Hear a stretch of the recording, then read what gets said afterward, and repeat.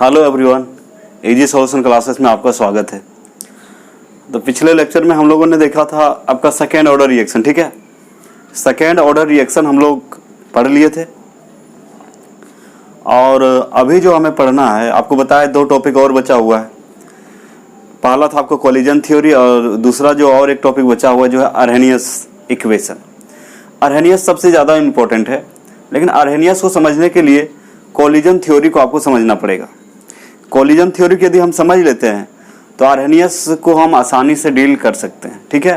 क्योंकि कुछ कुछ बातें हैं जो कि कोलिजन थ्योरी में है, लेकिन उसका यूज है आपका कहाँ पे?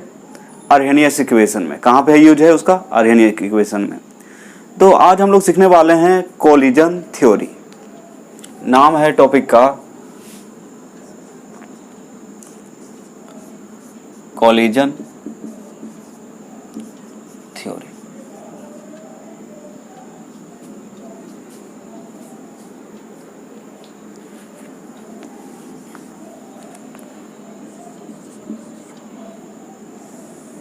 हिंदी में बोलते हैं इसको संघट्ट सिद्धांत। हिंदी में क्या बोलते हैं इसको? संघट्ट सिद्धांत। संघट्ट का मतलब एक्चुअली टक्कर होता है। संघट्ट का मतलब क्या होता है?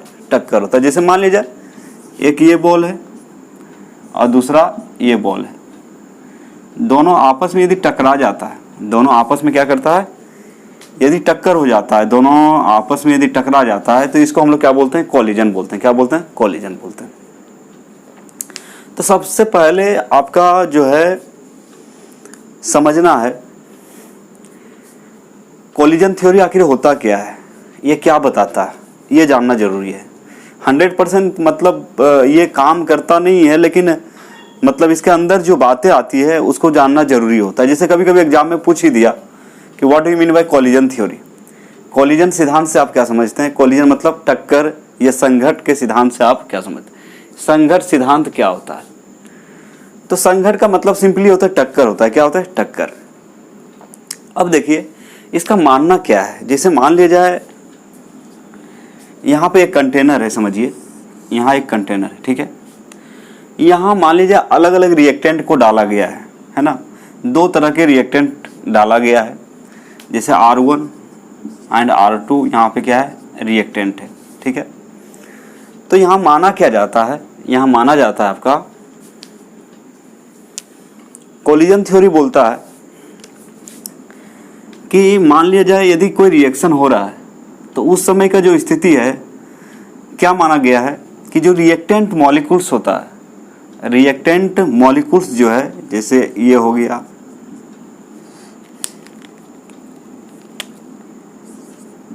ये हो गया, फिर ये हो गया,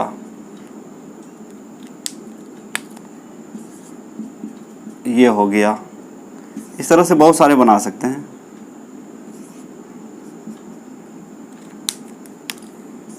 तो माना क्या गया है बच्चे, समझिए यहाँ माना गया है कोलिजन थ्योरी के अकॉर्डिंग, आप बोल सकते हैं कि अनुसार, कोलिजन थ्योरी के अनुसार आप बोल सकते हैं कि जो आपका ये दिख रहा है रिएक्टेंट मॉलिक्यूल्स जो है उसको हार्ड स्फीयर माना जाता है। क्या माना जाता है?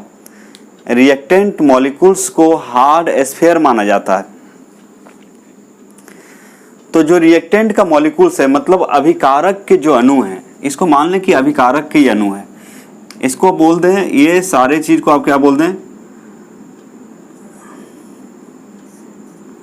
रिएक्टेंट मॉलिक्यूल्स मान लें इसको, अभिकारक के अणु, ठीक है। रिएक्टेंट मॉलिक्यूल्स को यहां जो माना गया है, इसको माना जाता है हार्ड स्फीयर। क्या माना जाता है? हार्ड स्फीयर माना जाता है। सबसे सिंपल तरीका से बता रहे हैं आपको, है ना, समझने की कोशिश करें। जैसे मान लीजिए रिएक्शन करना है तो कम से कम दो से अधिक क्या चाहिए? रिएक्टेंट चाहिए।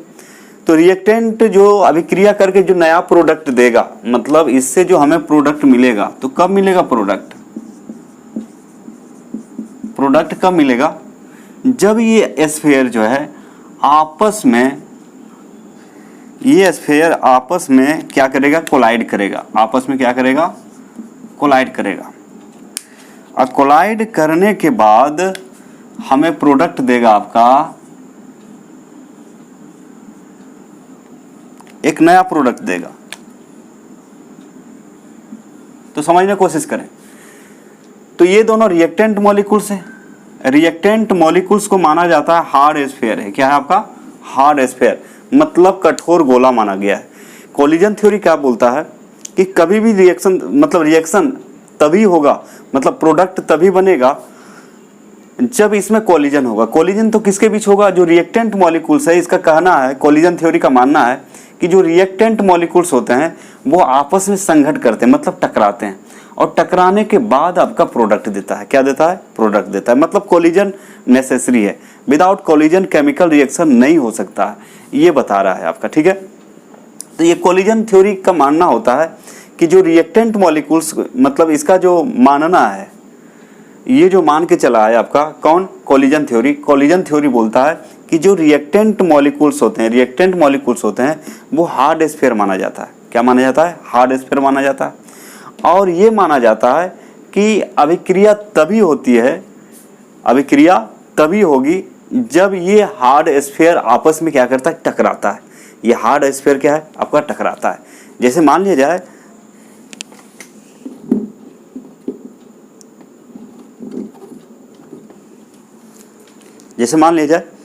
ये दोनों रिएक्टेंट है, एक रिएक्टेंट ये है, दूसरा रिएक्टेंट ये है। दोनों को क्या मानना है कि ये जो रिएक्टेंट मॉलिक्यूल्स है ये हार्ड स्फीयर होता है। स्फीयर का मतलब गोला हो गया, तो ये दोनों कठोर गोला है। और ये दोनों यदि आपस में जुट गया और नया चीज बना लिया, इसलिए बनाया, इसमें क्या हुआ होगा? टक्कर हुआ होगा। क्या हुआ होगा? इसमें टक्कर हुआ होगा, और टक्कर के बाद ही आपका प्रोडक्ट मिला होगा, इसका मानना है। तो according to the collision theory, the reactant molecules are considered as a hard sphere and reaction occurs when the reactants molecules collide with each other। मतलब एक दूसरे के साथ क्या करता है? टकराता है, तभी जाके आपका रिएक्शन होता है और प्रोडक्ट प्राप्त होता है। तो मतलब कोलिजन थ्योरी समझ में आ गया होगा। अकॉर्डिंग टू कोलिजन थ्योरी के अनुसार जो रिएक्टेंट, इसको मान लें रिएक्टेंट मॉलिक्यूल्स मान लें। क्या मान लें? गोल गोल जो दिख रहा है ये अलग अलग है आपका, ये भी अलग अलग है। इसको क्या मान लें? रिएक्टेंट मॉलिक्यूल्स है। ये रिएक्टेंट मॉलिक्यूल्स है, इसको मान लीजिए ये हार्ड स्फीयर है, दिख भी रहा है आपका हार्ड स्फीयर है। क्या है? Hard sphere. और ये रिएक्शन तभी करेगा जब इसका टक्कर आपस में होगा, और क्या बनाएगा? एक नया चीज आपका बनाएगा। क्या बनाएगा? इसके टक्कर के कारण क्या होगा? रिएक्शन होगा, एक नया चीज बनाएगा। ये आपका क्या है? नया चीज है। ठीक है, तो याद हो गया। According to the collision theory, the reactant molecules are consider as the hard sphere and reaction occurs when they collide with each other. मतलब रिएक्शन तभी होगा जब ये आपस में टकराते हैं। ये क्या है? कोलिजन थ्योरी है। और इसके अंदर और क्या आप जान सकते हैं? इसके अंदर आपको और जानना है, क्या आप समझ सकते हैं और कि कोलिजन थ्योरी बताते, कोलिजन थ्योरी का कुछ कंडीशंस हैं। कोलिजन थ्योरी से मतलब अब आगे जो है conditions of collision theory. Collision theory का जो कंडीशन है, परिस्थितियां है जो, वो है आपका सबसे पहले कोलिजन तो होना जरूरी है, लेकिन एक प्रॉपर ओरिएंटेशन क्या होना चाहिए? रिएक्शन कैसे होना चाहिए? Proper orientation. प्रॉपर ओरिएंटेशन का मतलब आप समझ सकते हैं, जैसे मान लीजिए ये आपका H है और ये आपका Cl है। मतलब ये गोला आपका ये है और दूसरा गोला ये है। ठीक है, ये H का है, ये Cl का है। ठीक है, तो कहने का मतलब ये कब रिएक्शन करेगा? जब एक प्रॉपर डायरेक्शन में क्या करेगा? आपस में टकराएगा। प्रॉपर डायरेक्शन में क्या करेगा? एक दूसरे के साथ क्या करेगा? आपका कोलाइड करेगा, तभी हो सकता है, ऐसे नहीं होगा। जैसे मान लीजिए इसको H2 माने और इसको Cl2 मानिए। ठीक है, समझा देते हैं आपको, आराम से समझिए आप, टेंशन नहीं लेने की जरूरत है। मान लीजिए H2 है, H2 जो है आपका इस तरह से है, H2 मॉलिक्यूल्स मान लीजिए इस तरह से, और Cl2 मॉलिक्यूल्स इस तरह से। ये आपका Cl2 है, ये आपका H2 है, और ये क्या है? आपका Cl2 है। ठीक है, यानी कि H और Cl। और इस कंडीशन में यदि कोई बोलेगा प्रोडक्ट देगा, तो प्रोडक्ट यहां नहीं मिलेगा, प्रोडक्ट नहीं मिलेगा, क्योंकि इसका प्रॉपर ओरिएंटेशन नहीं है। ये जो टकराएगा बस एक क्लोरीन के साथ टकराएगा, ये कोलिजन होगा। जैसे मान लिया जाए ये आपका, ये मान ले H2 है और ये Cl2 है। अब मान लीजिए एक ऐसे है और दूसरा ऐसे है, ये यदि आपस में कोलाइड करेगा, ये यदि आपस में कोलाइड करेगा तो एक जो है दो के साथ कंबाइन हो रहा है, जो कि पॉसिबल नहीं है। तो ये जो ओरिएंटेशन है, इस तरह का टकराने का जो ओरिएंटेशन है, ये प्रॉपर ओरिएंटेशन नहीं है। ये क्या है? प्रॉपर ओरिएंटेशन नहीं है। तो बोलिएगा प्रॉपर ओरिएंटेशन क्या होगा? तो यहाँ बोलता है आपका कोलिजन थ्योरी बोलता है कि मतलब आपको प्रोडक्ट तभी प्राप्त होगा जब जो रिएक्टेंट मॉलिक्यूल्स है एक प्रॉपर वे में टकराएगा। मतलब उसका ओरिएंटेशन क्या होना चाहिए? प्रॉपर। तो प्रॉपर ओरिएंटेशन कैसे होगा? जैसे ये H2 है और ये आपका है Cl2 है। इसको बाहर भी लिख सकते हैं, कोई दिक्कत नहीं है। जैसे H है और H है और ये Cl है और ये क्या है आपका Cl है। अब यहाँ पे प्रोडक्ट मिलेगा आपको, प्रोडक्ट क्या मिलेगा? 2HCl मिलेगा। क्या मिलेगा? 2HCl मिलेगा। कैसे मिलेगा? क्योंकि ये इसके साथ टकराएगा और ये इसके साथ टकराएगा और आराम से आपस में क्या करेगा? कंबाइन करेगा और क्या देगा आपको? प्रोडक्ट देगा। इसको बोलते हैं प्रॉपर ओरिएंटेशन, इसको बोलेंगे इम्प्रॉपर ओरिएंटेशन, इसको बोलेंगे इम्प्रॉपर ओरिएंटेशन, इसको बोलेंगे प्रॉपर ओरिएंटेशन। मतलब बात को समझिए आप कि जैसे बोले कंडीशंस ऑफ कोलिजन थ्योरी क्या है, तो सबसे पहला होता है आपका प्रॉपर ओरिएंटेशन होना चाहिए। क्या होना चाहिए? तो मतलब अब इससे भी सेटिस्फाई नहीं होता है। प्रॉपर ओरिएंटेशन समझ गए ना? ये H2 है और ये क्या है आपका? Cl2 है। ऐसे टकरा रहा था तो ये प्रॉपर ओरिएंटेशन नहीं है। प्रॉपर ओरिएंटेशन कौन होगा? जब इसका टक्कर इस वे में होगा तो ये आपस में क्या करेगा? कंबाइन कर जाएगा। इसको बोलते हैं प्रॉपर ओरिएंटेशन। क्या होना चाहिए? तो जैसे तैसे कोलाइड करने से, टकराने से आपका प्रोडक्ट मिलेगा नहीं। उसका भी क्या होता है? एक मतलब प्रॉपर वे होता है और कुछ रूल्स रेगुलेशंस होते हैं, मतलब अकॉर्डिंग टू कोलिजन थ्योरी। अब कोलिजन थ्योरी का ये पहला कंडीशन है कि मतलब आपका जो है प्रॉपर ओरिएंटेशन होना बहुत जरूरी है। क्या है? या फिर बोल सकते हैं पहला कंडीशन बोल सकते हैं कोलिजन जरूरी है। सबसे पहला कंडीशन क्या बोल सकते हैं कि भाई यदि प्रोडक्ट आपको चाहिए तो कोलिजन होना बहुत जरूरी है। ठीक है, मतलब कोलिजन होना बहुत जरूरी। अब देखिए बच्चे, केमिकल रिएक्शन में क्या होता है? जैसे मान लीजिए ये है और ये है, आपस में टकराने के बाद या तो ये टूटेगा तो फिर से नया बॉन्ड बनाएगा और नया चीज। जब न्यू बॉन्ड बनेगा अलग मतलब सब्सटेंस के साथ, तो आपका क्या मिलेगा? प्रोडक्ट मिलेगा। तो केमिकल रिएक्शन का मतलब ही होता है टूटना या तो जुटना, टूट के या फिर जुट के नया प्रोडक्ट देना। तो यहाँ पे सबसे पहला जो होता है कंडीशन इसका कि भाई कोलिजन जरूरी होता है। कोलिजन क्या होता है? कोलिजन जरूरी है। दूसरा जो है प्रॉपर ओरिएंटेशन। दूसरा क्या होता है? प्रॉपर ओरिएंटेशन होना बहुत जरूरी है। तो कोलिजन मतलब तो सिंपली क्या होता है? टकराना। क्या होता है? आपस में टकराना।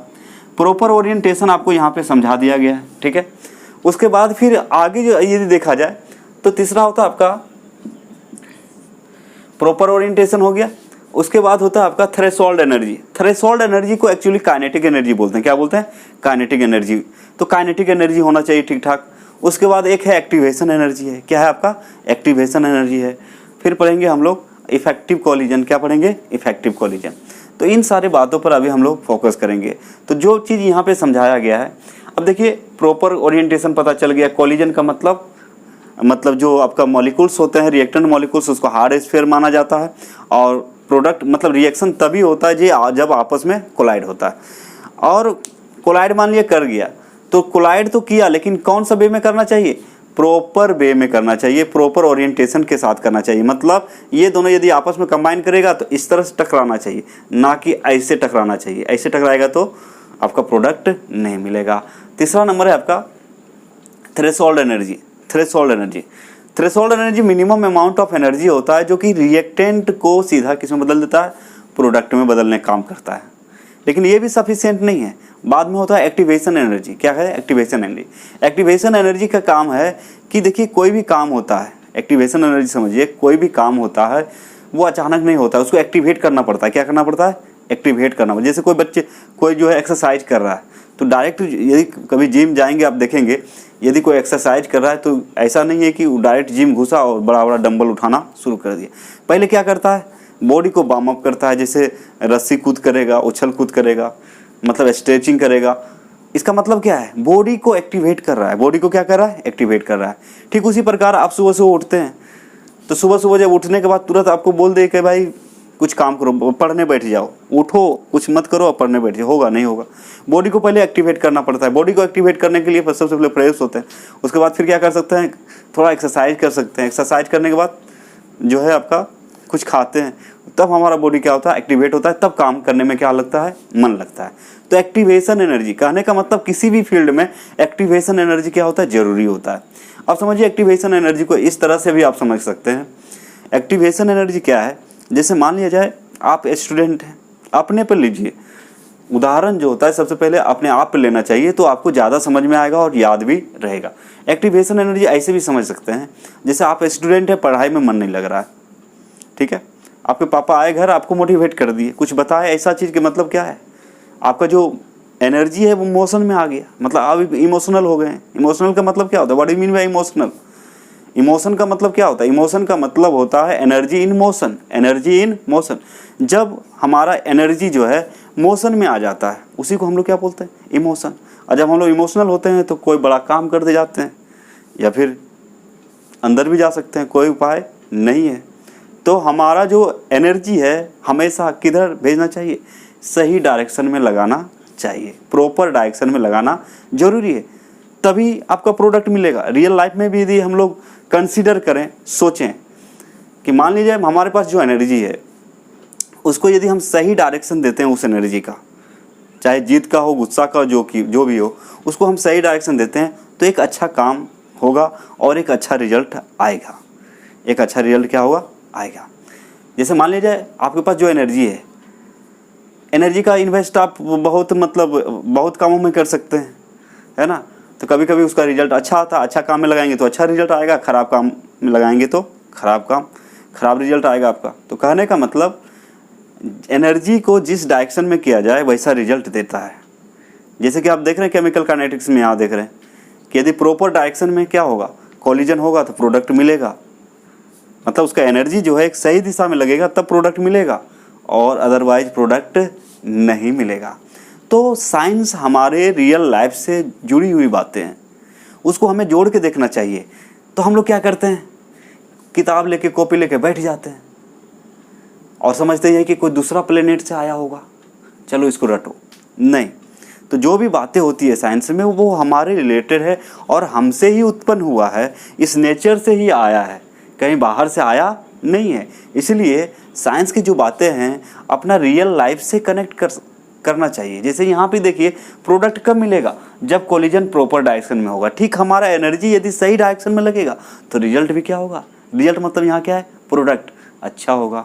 यदि हमारा एनर्जी गलत डायरेक्शन में जाएगा तो रिजल्ट भी क्या, जैसे मान लीजिए कोई बच्चे हैं, अपना एनर्जी कोई बच्चे क्या कर रहे हैं, अभी पूरा फुल झोंक रहे हैं पढ़ाई में, सही डायरेक्शन है। कोई बच्चा फालतू कामों में लगा रहे हैं, फालतू बातों में लगा रहे हैं, तो उसका रिजल्ट क्या आएगा, उतना अच्छा नहीं दे पाएगा। इसलिए हमेशा एनर्जी को प्रॉपर डायरेक्शन में लगाइए ताकि आपका रिजल्ट जो है अच्छा हो, है ना। मतलब इमोशन मतलब समझ में आ गया ना, एनर्जी इन मोशन। जब ऊर्जा गति में आ जाता है, हमारा जो बॉडी का ऊर्जा है जब वो गति में आ जाता है उसको इमोशन बोलते हैं। इमोशन कैसे होते हैं, जब हमको मोटिवेट किया जाता है, किसी का उदाहरण देके समझाया जाता है, किसी का उदाहरण देके हमें समझाया। जैसे आपको भाग मिल्खा भाग का कहानी सुना दे, यदि आपको पढ़ने का मन नहीं कर रहा है, विरल स्थिति है, या कोई ऐसे स्टूडेंट का कहानी सुना दे जो कि मतलब पॉसिबल नहीं था करना और लेकिन उसको इम्पॉसिबल को पॉसिबल कर दिया, तो आपके अंदर से भी जाके अरे ये ऐसा कर सकता है तो हम भी कर सकते हैं, चलो स्टार्ट करते हैं, अंदर से आता है। तो मतलब हमारा जो एनर्जी बैठा था, जो सोया हुआ था, वो किस में आ गया, गति में आ गया। और जब गति में आ जाता है उसको यदि डायरेक्शन अच्छा दिशा में दे देंगे तो रिजल्ट क्या हो जाएगा, अच्छा होगा। इस बात को आप समझिए, ठीक है। बहुत बड़ा कॉन्सेप्ट है ये, मतलब सक्सेसफुल बनने का एक बहुत बड़ा मंत्र है ये कि एनर्जी को हम किस दिशा में लगाएं। और यहाँ भी देखिए कोलिजन थ्योरी वही बोल रहा है कि तभी प्रोडक्ट मिलेगा जब कोलिजन प्रॉपर दिशा में होगा, प्रॉपर डायरेक्शन में होगा, मतलब जब एनर्जी एक सही डायरेक्शन में लगेगा तभी आपको प्रोडक्ट मिल रहा है। लेकिन जिधर मन उधर पत्थर फेंकने से आपका निशाना बनता नहीं है, सीधा बात है। तो चलिए हम लोग क्या करते हैं, इतना तो समझ गए होंगे आप।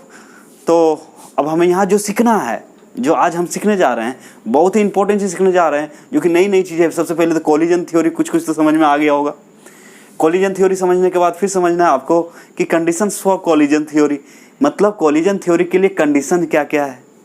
ये समझ जाने के बाद फिर आपको समझना है कि भाई जब कंडीशन है तो पहला क्या है, कोलिजन है। तो सिर्फ फिर सोचेंगे सिर्फ कोलाइड करने से क्या प्रोडक्ट मिल जाएगा, तो नहीं मिल पाता।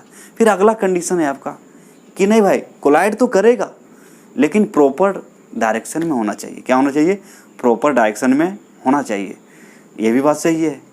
फिर सोचा कि मान लिया जाए जो रिएक्टेंट है डायरेक्ट प्रोडक्ट में नहीं बदल रहा है, तो उसमें हमें क्या देना पड़ेगा, एनर्जी देना पड़ेगा। तो जो एनर्जी आपको काइनेटिक एनर्जी, जो काइनेटिक एनर्जी आपका जो है रिएक्टेंट को सीधे प्रोडक्ट में बदल देता है, उसको काइनेटिक एनर्जी बोलेंगे यहाँ पे। इसी काइनेटिक एनर्जी का एक नया नाम दिया गया, मतलब उसी का नाम है आपका काइनेटिक एनर्जी का थ्रेशोल्ड एनर्जी। क्या है, थ्रेशोल्ड एनर्जी, जिसको हम लोग बोलते हैं दहली ऊर्जा। क्या बोलते हैं, दहली। ये सीखेंगे। फिर सीखेंगे एक्टिवेशन एनर्जी। क्या सीखेंगे, एक्टिवेशन एनर्जी। एक्टिवेशन एनर्जी का मतलब जो आपको एक्टिवेट कर देता है। जैसे कि एक उदाहरण से समझिए, जैसे मान ली जाए बॉर्डर पे जो हमारे सैनिक लोग तैनात हैं हमारे लिए, है ना, दिन रात मेहनत कर रहे हैं, बोलो हर परिस्थिति में मतलब खड़े रहते हैं, है ना, सब कुछ भूल के घर द्वार परिवार सब कुछ छोड़ छाड़ के रहते हैं ना। आखिर क्यों, कैसे ये पॉसिबल कैसे हुआ, तो उसको कहीं से नहीं कहीं एक्टिवेशन एनर्जी मिल रहा है। एक्टिवेशन एनर्जी मतलब उसका जो ट्रेनर है, जो उनका ट्रेनर है, वो हमेशा यही बताता है कि ये धरती तुम्हारी माँ है और इसका रक्षा करना तुम्हारा परम धर्म है, चाहे सब कुछ क्यों न त्यागना पड़े, है ना। तो इस तरह से उसको जोश जगाया जाता है, अंदर से मोटिवेट किया जाता है। तो ये मोटिवेट मतलब क्या है, एक्टिवेशन एनर्जी है।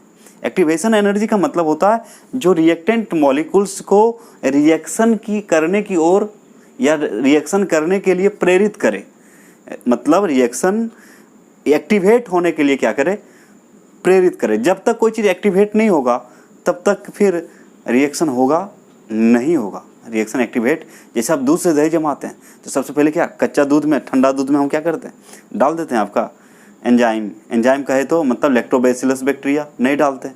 उसका भी प्रोसेस है, पहले क्या करते हैं, दूध को पूरा बॉईल करते हैं, फिर उसका टेम्परेचर को लो होने देते हैं, उसके बाद फिर क्या डालते हैं उसमें, लैक्टोबैसिलस बैक्टीरिया, जिस लैक्टोबैसिलस एंजाइम डालते हैं। मतलब कहने का मतलब अब उसमें क्या डालते हैं, दही डालते हैं, उसमें बैक्टीरिया होता है और दूध एक्टिवेटेड है।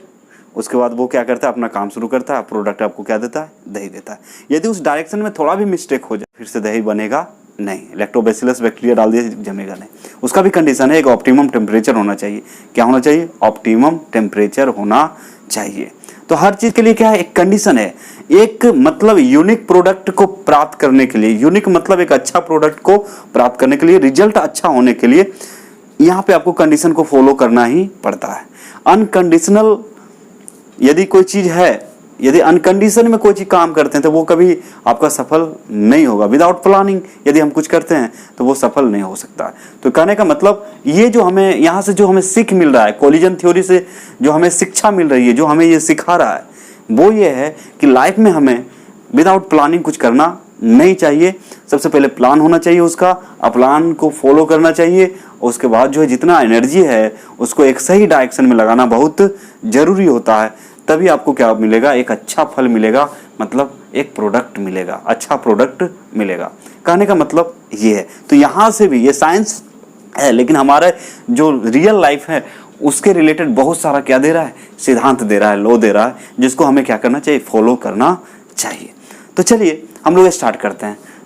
अब स्टार्ट करते हैं। सबसे पहले आपको बताएं कोलिजन होता क्या है, क्योंकि आपको तो समझा दिए सब कुछ, लेकिन इतना से नहीं होगा, आपको लैंग्वेज भी चाहिए तभी होगा।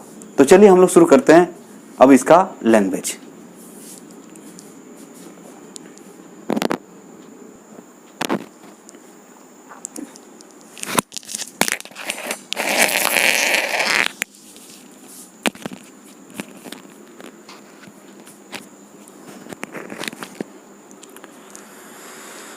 हाँ, तो जो अभी समझाए थे आपको, आप क्या करते हैं, हम लोग इसको बारी बारी से समझ लेते हैं, ठीक है।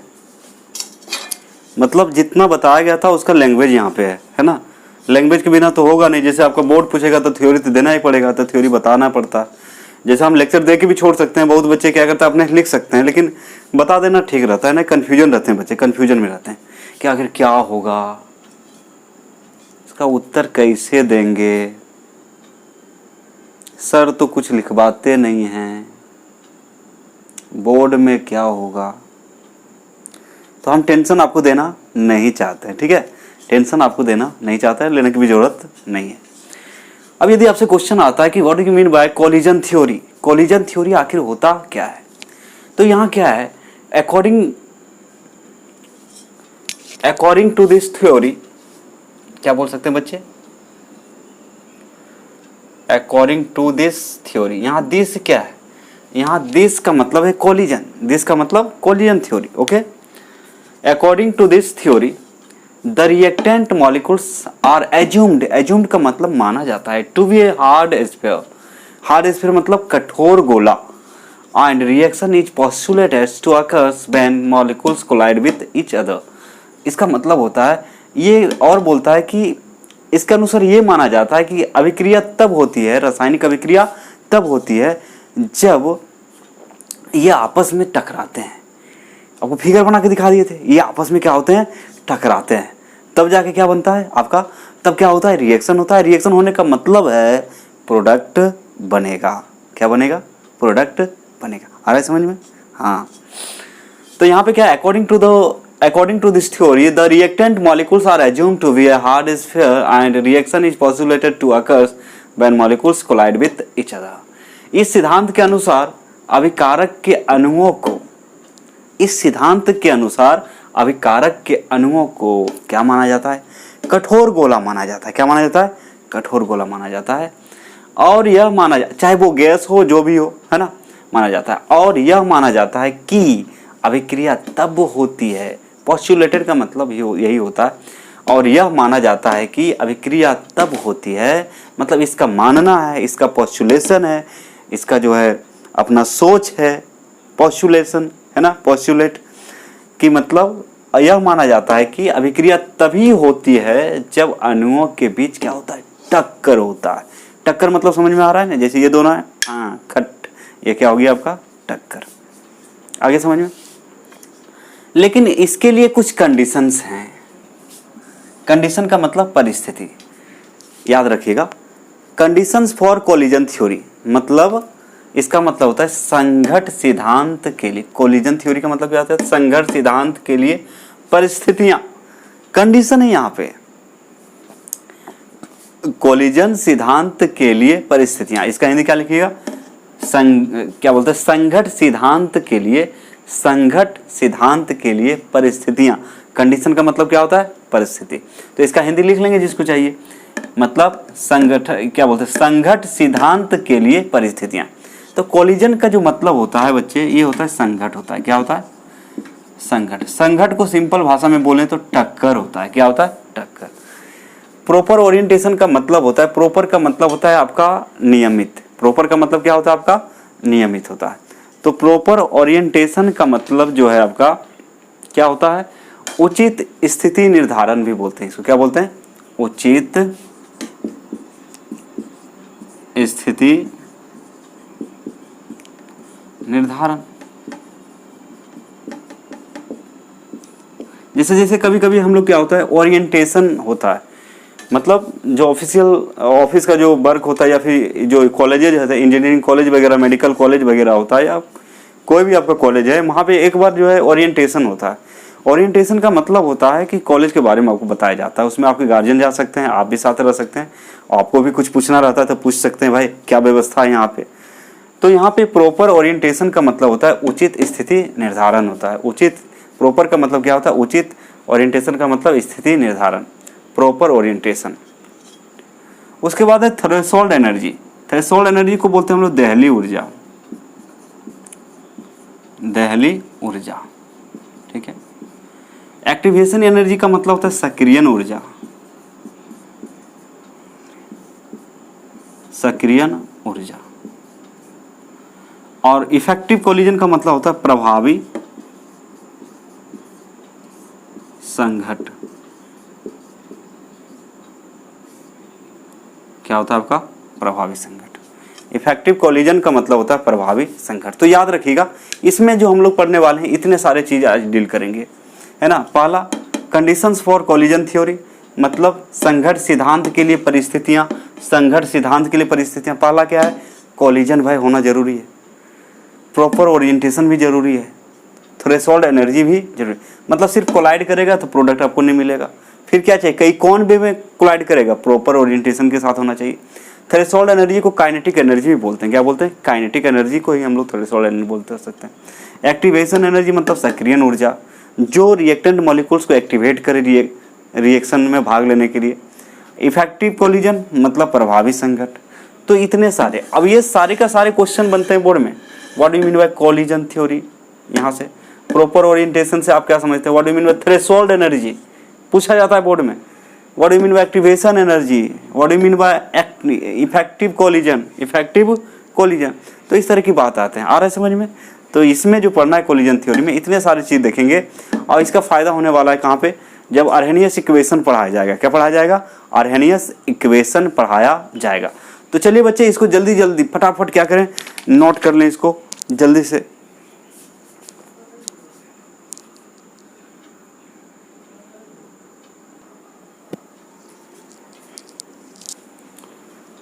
आइए इसको समझ लेते हैं, आखिर आपको होता क्या है। तो कोलिजन क्या होता है आपको पता है पहले से, है ना। कोलिजन थ्योरी में बता दिए। अब देखिए, कोलिजन तो होगा, लेकिन कोलिजन सिर्फ होने से प्रोडक्ट आपको मिलेगा नहीं। तो क्या बोलता है, देखिए, chemical reaction occurs when reactant molecules collide with each other. Collide का मतलब टकराना, ठीक है। Collision is necessary for chemical reaction but not sufficient. Sufficient मतलब पर्याप्त नहीं है, मतलब सिर्फ कोलिजन करने से ही प्रोडक्ट आपको मिलेगा नहीं। कोलिजन का एक निश्चित स्थिति निर्धारण होना जरूरी होता है, ठीक है। तो देखिए यहाँ पे केमिकल, याद रखिए कोलिजन में पहला कंडीशन क्या था आपका कोलिजन थ्योरी का? कोलिजन, कि भाई कोलिजन होना जरूरी है। Chemical reaction occurs when reactant molecules collide with each other. Collision is necessary for chemical reaction but not sufficient. इसका मतलब होता है रासायनिक अभिक्रिया तब होती है जब अभिकारक के अणुओं के बीच संघट होती है। रासायनिक अभिक्रिया होने के लिए संघट आवश्यक है, परंतु पर्याप्त नहीं है। पर्याप्त नहीं है कहने का अर्थ हुआ कि सिर्फ कोलिजन करने से आपका प्रोडक्ट नहीं मिलेगा, ठीक है। दूसरा कंडीशन क्या बताए थे? दूसरा जो कंडीशन था कोलिजन थ्योरी का, प्रॉपर ओरिएंटेशन। प्रॉपर ओरिएंटेशन में भी क्या बोलता है कि रासायनिक अभिक्रिया होने के लिए एक उचित दिशा में कोलिजन बहुत जरूरी है, लेकिन सिर्फ प्रॉपर ओरिएंटेशन होने से ही आपका प्रोडक्ट नहीं मिलेगा। मतलब और कुछ कंडीशन आगे है, जैसे थ्रेशोल्ड एनर्जी बताए थे, एक्टिवेशन एनर्जी भी बताए थे। तो ये सारे कंडीशन जब एक साथ जमा होते हैं तब रासायनिक अभिक्रिया होती है। तो क्या बोल रहा है कि प्रॉपर ओरिएंटेशन, उचित स्थिति निर्धारण। ये क्या बोल रहा है? Chemical reaction occurs when reactant molecules collide with each other in suitable direction. Suitable का मतलब उपयुक्त होता है। क्या होता है? उपयुक्त। And proper orientation is necessary but not sufficient for chemical reaction. तो वही बोल रहा है कि रासायनिक अभिक्रिया तब होती है जब अभिकारक के अणु उपयुक्त दिशा में संघट करते हैं, एक निश्चित डायरेक्शन में क्या करते हैं? टकराते हैं।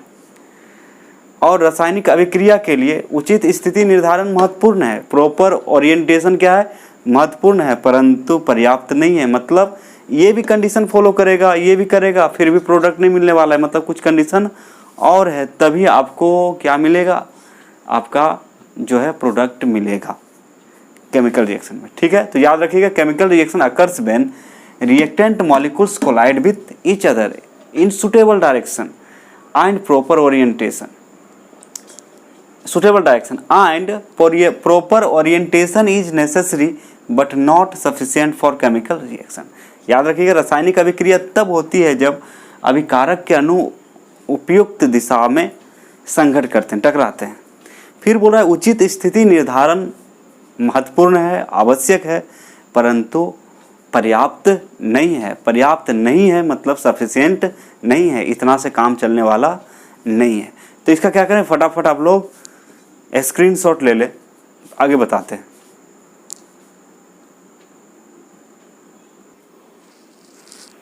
थोड़ा सा हम लोग प्रॉपर ओरिएंटेशन का क्या देख लेते हैं, एग्जाम्पल देख लेते हैं, ठीक है। प्रॉपर ओरिएंटेशन, देखिए प्रॉपर ओरिएंटेशन होता क्या है, इसको शॉर्ट में बोलेंगे पीओ। क्या बोलेंगे? पीओ। अब जैसे एग्जाम्पल ले लें बच्चे, आपका H2 है, सिंपल एग्जाम्पल दे रहे हैं ताकि आपको ठीक से समझ में आ जाए। Simple example, H2 plus Cl2 है तो ये क्या बनाएगा आपका 2HCl बनाएगा, ऐसे बना। लेकिन यहाँ पे यदि हम कंसीडर करें किसको, कोलिजन थ्योरी, तो कोलिजन थ्योरी के अनुसार प्रॉपर ओरिएंटेशन बहुत ज़रूरी होता है, लेकिन पर्याप्त नहीं है, अलग बात है। तो प्रॉपर ओरिएंटेशन देखिए क्या होता है, जैसे मान लिया जाए आपका एक हाइड्रोजन, यदि हम रिएक्टेंट मॉलिक्यूल्स को क्या मान लें, हार्ड स्फीयर मान लें। क्या मान लें? तो ये स्फीयर है, ये दोनों क्या हो गया है, स्फीयर। ये H हो गया, ये H हो गया। Cl2 है, मतलब इसका भी कितने स्फीयर होंगे, 2। ये हो गया Cl और ये हो गया Cl। ये दोनों के बीच यदि कोलिजन होगा, ये इनके बीच यदि कोलिजन होगा, क्या होगा, कोलिजन, तो क्या प्रोडक्ट मिलेगा? नहीं मिलेगा, क्योंकि ये तो टकरा ही नहीं रहा है। ये जो Cl टकरा रहा है क्या, सिर्फ ये टकरा रहा है। तो एक Cl एक के साथ टकराता तब ना, एक Cl जो है 2H के साथ टकरा रहा है, प्रोडक्ट मिलेगा नहीं। तो कहने का मतलब इसका जो ओरिएंटेशन है ये प्रॉपर ओरिएंटेशन नहीं है, है ना। यानी कि जो ओरिएंटेशन है इसको बोल सकते हैं इम्प्रॉपर ओरिएंटेशन। क्या बोल सकते हैं? इम्प्रॉपर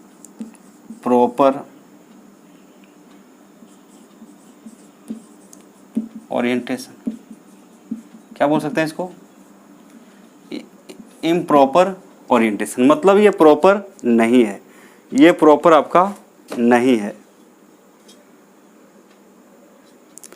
अब ये आपका मतलब अनुचित स्थिति निर्धारण, इसका मतलब क्या होता है, अनुचित, तो प्रोडक्ट यहाँ पे नहीं मिलेगा।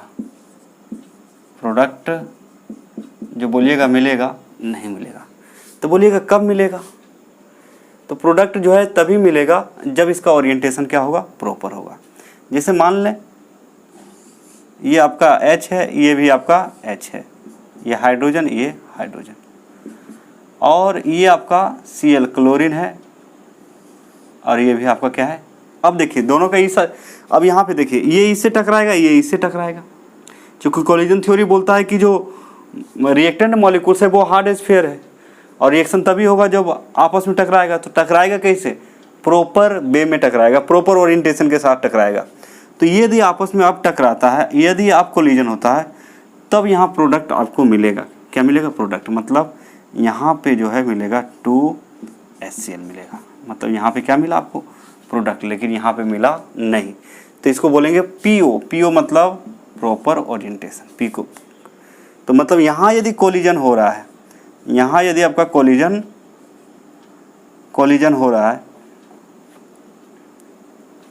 यहाँ यदि कोलिजन हो रहा है तो क्या मिलेगा आपको, प्रोडक्ट मिलेगा। तो इसको भी क्या करें आप लोग, नोट कर लें आगे समझ में, कि इस तरह से जब टक्कर होगा तो आपको प्रोडक्ट नहीं मिलने जा रहा है, लेकिन ऐसे होगा तो देखना ये इसके साथ, ये इसके साथ, यहाँ पे क्या है, ये दोनों है बेचारा, और सिर्फ एक क्लोरीन टकरा रहा है, प्रोडक्ट मिलने वाला नहीं है। तो प्रॉपर ओरिएंटेशन को आप इस तरह से समझ सकते हैं। उचित स्थिति निर्धारण होना बहुत ज़रूरी है, तभी जैसे तैसे टकरा जाने से आपका प्रोडक्ट मिलने वाला नहीं है। उसके लिए क्या होता है, उचित स्थिति निर्धारण होता है। तो चलिए इसको भी क्या करें आप लोग, नोट कर लें।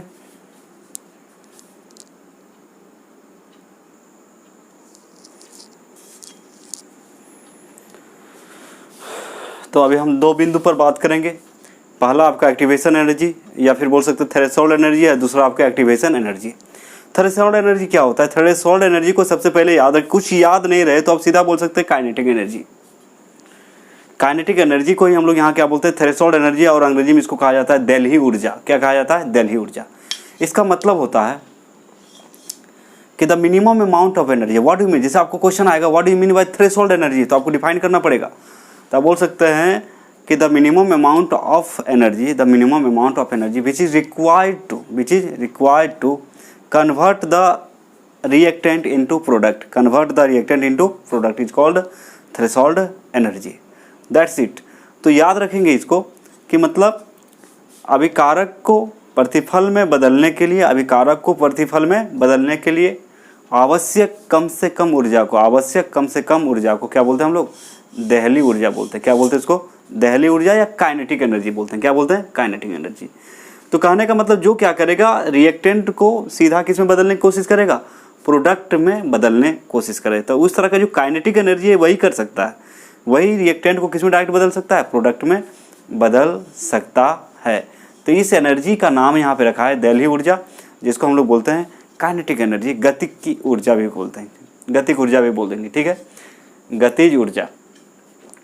The minimum amount of energy required to change the reactants into product is called threshold energy. अभिकारक को प्रतिफल में बदलने के लिए आवश्यक कम से कम ऊर्जा को क्या कहते हैं? दहली ऊर्जा। इसे ही हम लोग गतिज ऊर्जा भी बोल सकते हैं, ठीक है, याद हो गया होगा, है ना। कम से कम ऊर्जा जो रिएक्टेंट को क्या करे? प्रोडक्ट में बदल दे। अब देखते हैं एक्टिवेशन एनर्जी क्या होता है। तो देखिए केमिकल रिएक्शन में जो भाग लेते हैं या तो मॉलिक्यूल्स हो सकता है, एटम्स हो सकता है, या आयन्स हो सकता है। तो रिएक्शन शुरू होने से पहले उसको क्या करना चाहिए? एक्टिवेशन एनर्जी चाहिए। क्या चाहिए? एक्टिवेशन एनर्जी चाहिए। जैसे हम लोग कभी कभी क्या करते हैं, दूध को गर्म करते हैं, गर्म करके पीते हैं, या उसमें क्या मिलाते हैं? चीनी मिलाते हैं, या कभी कभी चाय बनाते हैं। तो चाय बनाने के लिए क्या करते हैं? यदि हम सब कुछ डाल के ऐसे छोड़ देंगे तो चाय बन जाएगा क्या? नहीं बनेगा, आपका नहीं बन सकता है। ये सब्जी हम लोग बना रहे हैं, सब कुछ काट कूट के तेल मसाला डाल के कढ़ाई में डाल के चूल्हा पे चढ़ा देंगे और आंच नहीं लगाएंगे, मतलब जलाएंगे नहीं, गैस को जलाएंगे नहीं, बन जाएगा क्या? तो उसको कन्वर्ट होने के लिए क्या चाहिए? एनर्जी चाहिए। तो एक्टिवेशन एनर्जी क्या होता है? एक्टिवेशन एनर्जी का मतलब होता है जो मॉलिक्यूल्स या एटम्स को क्या करता है? एक्टिवेट करता है, ताकि वो केमिकल रिएक्शन में पार्टिसिपेट कर सके, भाग ले सके। क्या कर सके? भाग ले सके। तो केमिकल रिएक्शन में पार्टिसिपेट करने के लिए सबसे पहले उसको क्या चाहिए? एक्टिवेशन एनर्जी चाहिए, तभी होगा, अदरवाइज नहीं होगा। तो हर एक चीज़ के लिए एक्टिवेशन जरूरी है। जैसे हम लोग बाइक वगैरह चलाते हैं तो उसमें शुरू में किक मारते हैं, एक्टिवेशन एनर्जी देते हैं, ताकि वो इंजन क्या हो जाता है? स्टार्ट हो जाता है, और जब स्टार्ट होता है अपने आप चलना शुरू कर देता है। तो एक्टिवेशन एनर्जी का मतलब, या कोई भी काम करते हैं सबसे पहले हम लोग एक्टिवेट होते हैं। क्या होते हैं? एक्टिवेट होते हैं। जैसे आपको बताया था कि सुबह उठने से पहले, उठने के बाद एक्टिवेट करते हैं बॉडी को, तभी हम किसी काम में हमें क्या लगता है? मन लगता है। बिना एक्टिवेट किए नहीं लगता है। उसी प्रकार आपका एक्टिवेशन एनर्जी क्या है? मोटिवेशन। आपका एक्टिवेशन एनर्जी यहाँ पे क्या है? मोटिवेशन। जैसे आपको पढ़ने का मन नहीं कर रहा है, कोई यदि मोटिवेट ठीक से कर दिया जाए तो आप खुद ब खुद पढ़ने के लिए क्या हो जाएंगे? उत्तेजित होना शुरू हो जाएंगे, मतलब उत्तेजित हो जाएंगे, या फिर रेडी हो जाएंगे। क्या हो जाएंगे? रेडी हो जाएंगे। तो कहने का मतलब क्यों हुए? Activation energy. तो मोटिवेशन, आपको कोई यदि मोटिवेट कर रहा है तो वो भी क्या? एक तरह का एक्टिवेशन एनर्जी है। मतलब यदि जो काम हमको करने का मन नहीं है, अब वो यदि काम करने का मन लगने लगा, इसका मतलब आपको बाहर से क्या मिला है? एनर्जी। तो कौन सा एनर्जी मिला? Activation energy. ठीक है, उसी प्रकार आपका जो भी मॉलिक्यूल्स या फिर एटम्स है, यदि रिएक्शन में पार्टिसिपेट करना चाह रहा है, ये करने लगा, इसका मतलब उसके लिए क्या चाहिए? एक्टिवेशन एनर्जी चाहिए। क्या चाहिए? एक्टिवेशन एनर्जी चाहिए। तो क्या होता है? The minimum amount of energy required to activate atoms और molecules to undergoes the chemical reaction is called activation energy. क्या लिखा हुआ है? The minimum amount of energy required to activate atoms और molecules to undergoes in chemical reaction is called activation energy. रासायनिक अभिक्रिया में भाग लेने वाले परमाणु या अणु को सक्रिय करने के लिए, क्या करने के लिए? सक्रिय करने के लिए आवश्यक कम से कम ऊर्जा को क्या कहते हैं? एक्टिवेशन एनर्जी कहते हैं। क्या कहते हैं? एक्टिवेशन एनर्जी कहते हैं। तो ये थ्योरी को आप क्या करेंगे?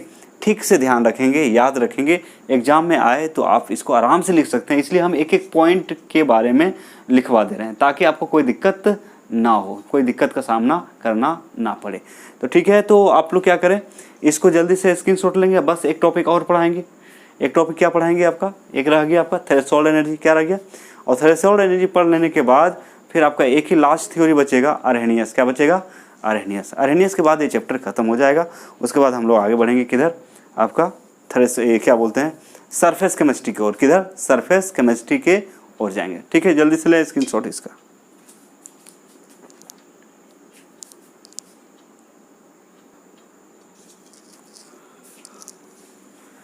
चलिए लास्ट है और 12 बज चुका है।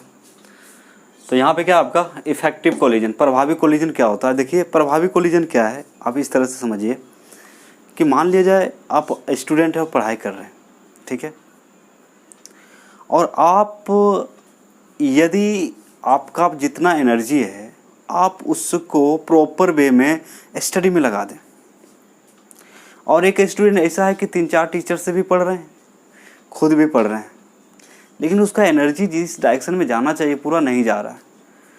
तो मान लीजिए 2 स्टूडेंट है, एक स्टूडेंट क्या है, बिना किसी के सहायता से फर्स्ट डिवीज़न ला रहा है, और एक है जो कि बहुत सारे टीचर के सहायता से वो क्या कर रहा है, फर्स्ट कर रहा है। तो इफेक्टिव स्टडी किसका होगा? इफेक्टिव स्टडी होगा आपका जो स्टूडेंट बिना हेल्प का सेल्फ स्टडी से क्या ला रहा है, प्रथम स्थान ला रहा है, यानी कि फर्स्ट डिवीज़न ला रहा है। समझ में आ रहा है? और एक है जो किसी के सहायता से ही क्या कर रहा है, फर्स्ट ला रहा है। तो इफेक्टिव स्टडी किसका होगा? जो सेल्फ स्टडी किया।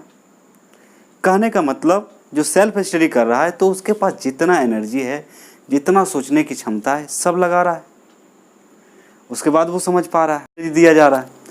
तो इसको हम इफेक्टिव बोलेंगे। सेल्फ स्टडी जो होता है वो सेल्फ स्टडी के द्वारा यदि सफलता प्राप्त करते हैं उसको हम क्या बोलते हैं, इफेक्टिव बोल सकते हैं, इफेक्टिव स्टडी बोल सकते हैं।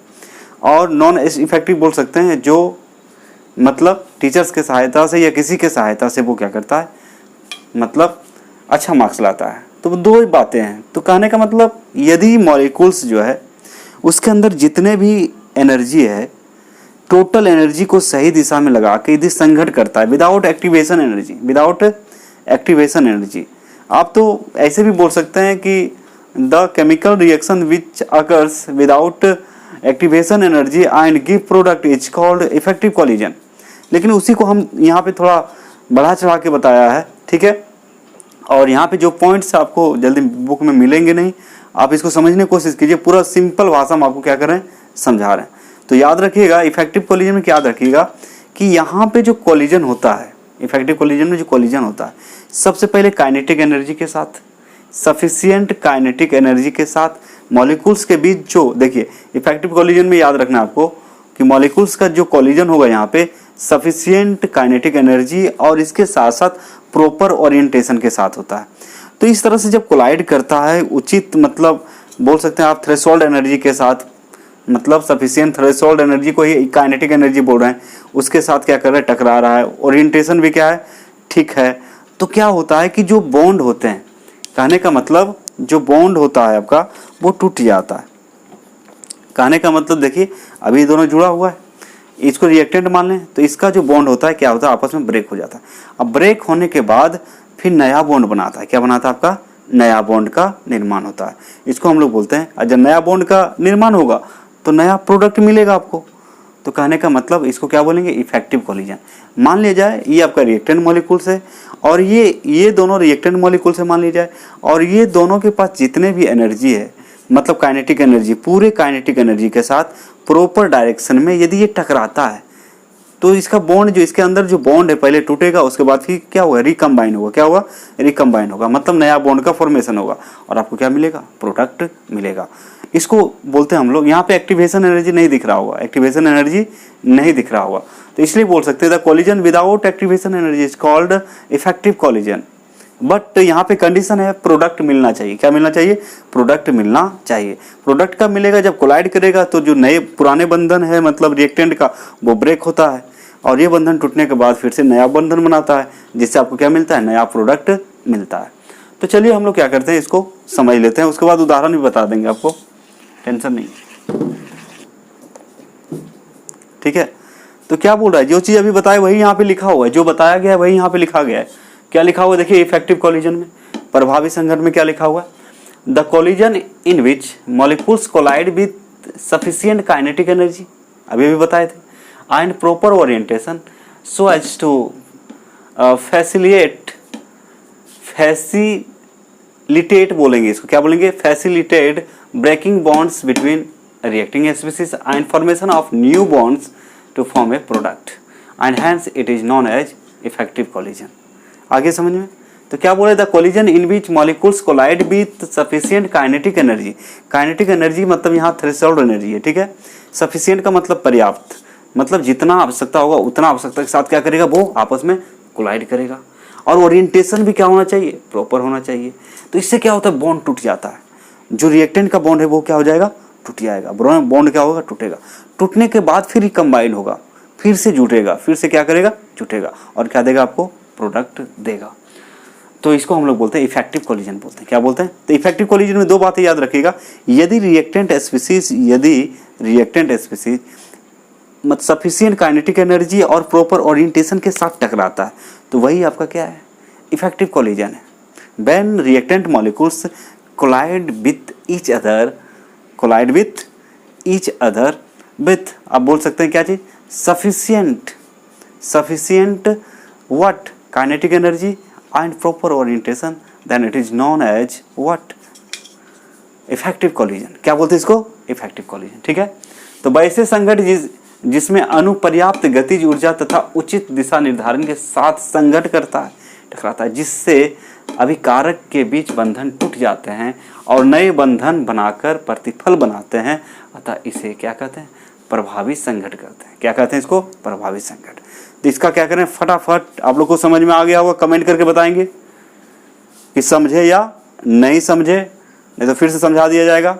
और उसके बाद इसका क्या करें, आप स्क्रीनशॉट लें। यदि आपसे कोई पूछे कि इफेक्टिव कोलिजन क्या होता है, तब सिंपल भाषा में याद रखिए कि वैसे कोलिजन जिसमें क्या चीज, अभिकारक उचित स्थिति निर्धारण और पर्याप्त गतिज ऊर्जा के साथ टकराता है, तब क्या होता है, अभिकारक के बीच का बंधन टूट जाते हैं और फिर नए बंधन का निर्माण होता है, जिससे प्रतिफल प्राप्त होता है।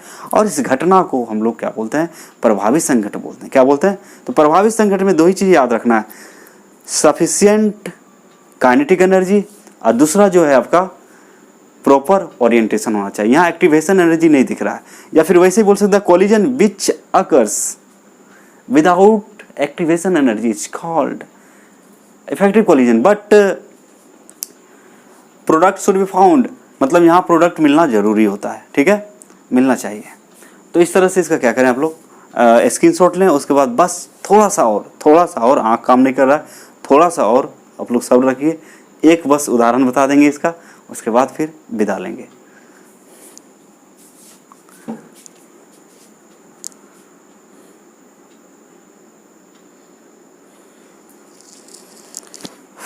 चलिए, लास्ट आपका है एक उदाहरण, उसके बाद आपका कोलिजन थ्योरी पूरा ख़त्म कर दिए हैं। और लास्ट बचा है आपका अर्हेनियस। क्या बचा है, अर्हेनियस, उसको देखेंगे। ठीक है, तो चलिए मेरे साथ लगे रहिए, है ना। आप भी मेरे साथ मेहनत कीजिए, कोई दिक्कत नहीं है। और जल्दी ही आपका निकलेगा सुपर 5 या सुपर 10, हर एक चैप्टर से सुपर 10 क्वेश्चन निकालेंगे और उसका शुरुआत बहुत जल्दी हम लोग करने वाले हैं। लेकिन वो बैच अलग होगा और वो बैच अलग होगा और उसमें आपको कुछ मतलब बता दिया जाएगा आपको क्या करना है उसमें। ठीक है, और वो जो सुपर 10 वाला जो क्वेश्चन है वो डायरेक्ट आपको अटैक करेगा, कहाँ पे, बोर्ड में अटैक करेगा। तो इसलिए इसमें भी आपको ज्वाइन करना है तो अलग से थोड़ा टाइम देना पड़ेगा आपको। और ये जो वीडियो रहेगा यूट्यूब में नहीं रहेगा, डायरेक्ट आपके तक पहुंचाया जाएगा। ठीक है, सुपर 10 मतलब ईच चैप्टर सुपर 10 क्वेश्चन का जो है मतलब अभी चलेगा प्रोसेस आपका।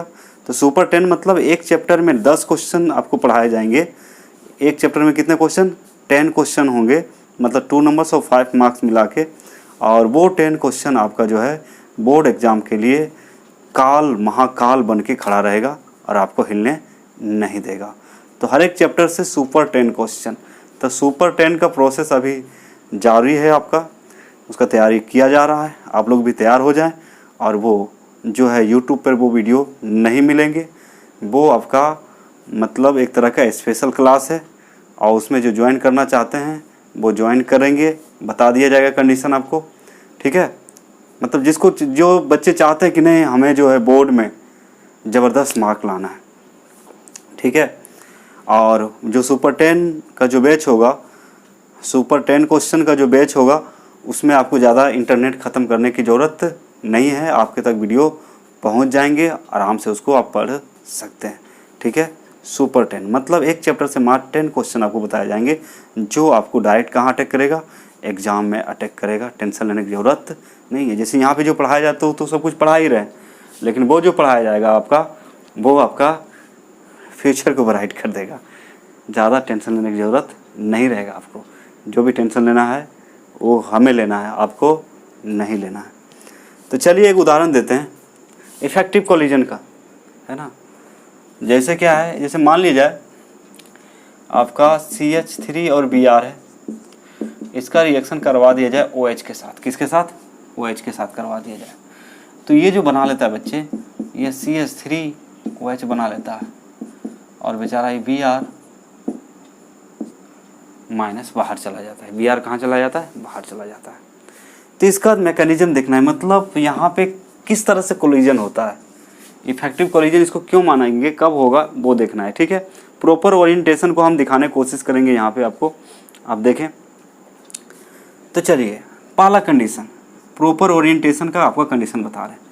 जैसे C है, एक हाइड्रोजन एक हाइड्रोजन एक हाइड्रोजन, ठीक है, ये हाइड्रोजन ये हाइड्रोजन और ये हाइड्रोजन,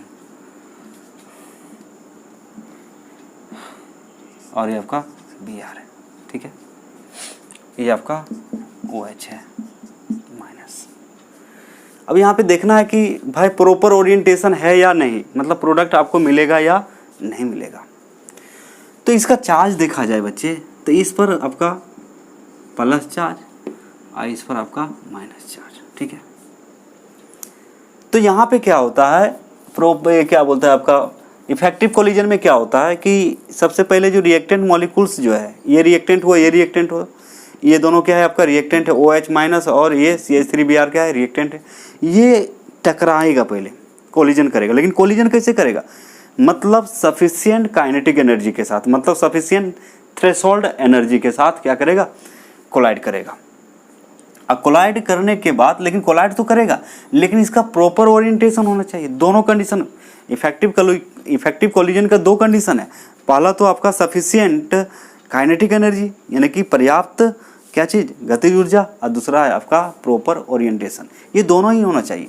तो मान लीजिए कोलिजन भी हो रहा है लेकिन प्रॉपर ओरिएंटेशन नहीं है तो नहीं होगा। जैसे मान लीजिए, अब देखिए ये इसके साथ यदि टकराना चाहेगा, टकराएगा क्या, क्योंकि ये भी माइनस है और ये भी माइनस है, तो ये तो रिपेल कर जाएगा। ये क्या कर जाएगा, रिपेल कर जाएगा, मतलब आपको प्रोडक्ट नहीं मिलेगा। इसको बोलेंगे इम्प्रॉपर ओरिएंटेशन। इम्प्रॉपर ओरिएंटेशन मतलब यहाँ नो प्रोडक्ट, कोई प्रोडक्ट नहीं मिलने वाला है। प्रोडक्ट नहीं मिलेगा, क्यों नहीं मिलेगा, यहाँ तो ये माइनस, ये माइनस क्या करेगा, रिपेल कर जाएगा। रिपेल कर जाएगा तो कहाँ से, कंबाइंड कहाँ से होगा, नहीं हो पाएगा, मतलब ये इसका ओरिएंटेशन ठीक नहीं है। तो बोलिएगा ओरिएंटेशन ठीक कैसे होगा, तो ओरिएंटेशन ठीक ऐसे होगी, देखिए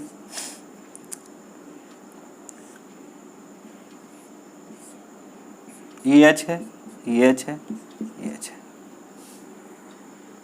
अब मान लिया जाए आपका क्या है, यहाँ पे OH रख दें, क्या रख दें, OH मान लीजिए अभी यहाँ पे, और ये आपका Br, ये आपका क्या है, Br है। मतलब ये बैक साइड से यदि टकराएगा, ये क्या करेगा, अटैक यदि करेगा, ये बैक साइड से क्या करेगा, अटैक करेगा। तो देखिए यहाँ पे होता है प्लस, यहाँ पे क्या होता है आपका प्लस, और ये आपका माइनस, और इसका क्या है आपका माइनस है, ये क्या आपका माइनस। तो यदि ये अटैक करेगा, इसको बोलते हैं ब्रेकिंग बॉन्ड। ये जो डॉट डॉट दिया है ये टूटने वाला बॉन्ड है, ये क्या है, टूटने वाला है। मतलब ये टूटेगा तो ये जुटेगा, ये टूटेगा तो ये क्या हो जाएगा, जुटेगा। तो कहने का मतलब यहाँ पे ओरिएंटेशन ठीक है, क्योंकि ये प्लस और माइनस में अट्रैक्ट करेगा तो ये क्या करेगा, यहाँ से निकल जाएगा। तो कहने का मतलब ये जो है प्रॉपर ओरिएंटेशन, इसको बोलेंगे PO, प्रॉपर ओरिएंटेशन। तो यहाँ आपका प्रोडक्ट मिलेगा बच्चे CH3OH प्लस Br माइनस। तो यहाँ इफेक्टिव कोलिजन के लिए कंडीशन क्या है, सबसे पहले proper orientation and sufficient kinetic energy चाहिए। क्या चाहिए, सफिशिएंट काइनेटिक एनर्जी। सफिशिएंट क्या चीज़ चाहिए, काइनेटिक। ये दोनों कंडीशन यदि क्या है, दोनों कंडीशन यदि फॉलो करता है तो इसी को हम लोग क्या बोलते हैं, इफेक्टिव कॉलिजन। यानी इसको आप बोल सकते हैं इसी, इफेक्टिव कॉलिजन। इसी का मतलब क्या है यहाँ पे, इफेक्टिव कॉलिजन, या फिर लिख देते हैं इफेक्टिव कॉलिजन। तो इफेक्टिव कॉलिजन के लिए दो कंडीशन है। एक है आपका क्या चीज़, सबसे पहले आपका प्रॉपर ओरिएंटेशन होना चाहिए। इससे कौन प्रोडक्ट बना, क्योंकि और ये क्या करेगा, रिपेल करेगा ना, रिपेल करेगा, दूर भागेगा, तो यहाँ टूटेगा कहाँ बॉन्ड। यदि ये बैक साइड से अटैक करता है इधर से, इसको ब्रेकिंग बॉन्ड बोलते हैं, ये टूटने वाला है। तो मतलब ये अटैक करेगा तो ये इसको अट्रैक्ट करेगा और इसको क्या करेगा, बाहर निकाल देगा। तो कहने का मतलब ये कंबाइन कर जाएगा, रिकम्बाइन होगा, तो क्या मिलेगा आपको, प्रोडक्ट मिलेगा। तो इस तरह से देखते हैं हम लोग, ये क्या है आपका इफेक्टिव कॉलिजन का उदाहरण बोल सकते हैं। तो इफेक्टिव कॉलिजन में दो चीज़ देखा गया है हमका, प्रॉपर ओरिएंटेशन और दूसरा है सफिशिएंट काइनेटिक एनर्जी। तो आज इतना ही है, ठीक है, 10 हो गया, 12-10 हो गया, ठीक है। तो आप लोग क्या करेंगे, इस वीडियो को देखेंगे, ठीक से पढ़ेंगे, समझ में यदि आ जाता है थम्स अप स्माइली भेज देंगे। और आप एक काम और कर सकते हैं, आपके लिए रात भर जग सकते हैं, कोई दिक्कत नहीं है।